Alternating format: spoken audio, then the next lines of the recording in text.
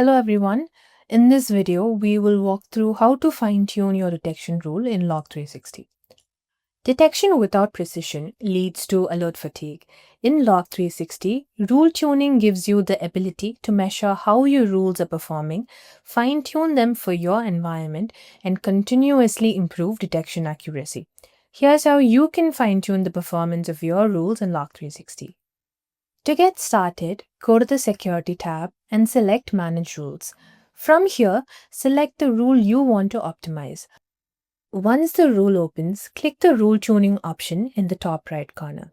This brings up the tuning window, which has three key areas that we'll walk through. Starting with Preview Rule, this runs the rule against recent historical data and shows how long the rule took to execute, a trend graph of detection activity, and a sample table of events the rule matched. If you notice long query times or frequent timeouts, that's usually a sign the rule needs tuning. Next, apply recommended tunings. This is where Log360 automatically analyzes the rule's behavior and suggests performance improvements. You can see recommendations for each step in the rule. You can choose to apply each suggestion individually or use Apply All Tunings to adopt all recommendations at once. Lastly, there's Configure Exceptions.